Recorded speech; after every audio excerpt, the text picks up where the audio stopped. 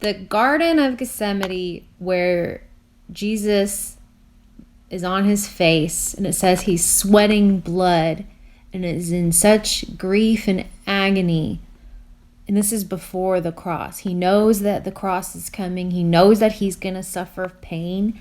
But worse, he knows that the sins of the world are going to be put on him, and that's going to separate him from God. It's all so much, and it's a crushing feeling. And he pleads with God in the garden. But I want to give you a little backstory before we talk about that. Try to. So before that was the Last Supper. At the Last Supper, he washed the disciples' feet. That's a beautiful story. But he makes an announcement at the Last Supper.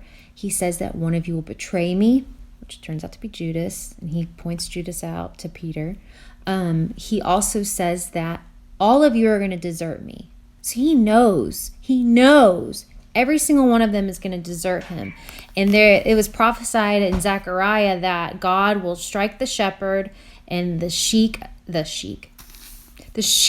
the flock will be scattered. So he knows it's going to happen. That's Matthew 26:31.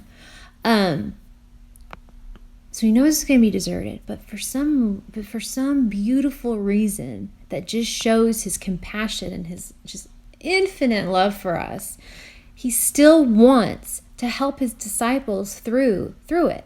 He tells Peter in Luke 22 that he has been pleading with him in prayer, and he says, Peter, if your faith should fail, just repent and turn back to me, and then go strengthen your brothers. Because he knows. And then he tells Peter at the Last Supper, Peter, you're going to deny you even know me 3 times. Because Peter's like, I'll die for you. You're going to deny you even know me, Peter. 3 times for the rooster crows. So then there's the garden. Jesus takes, it says in the Bible, he has James, John, and Peter with him. And he takes them and he tells them, hey guys, stay up with me and pray. He tells them that my soul is crushed with grief to the point of death. Stay here and watch with me. So he goes and Jesus walks a stone throw away, and he's pleading with God, take this cup away, take this cup of suffering away, but your will be done.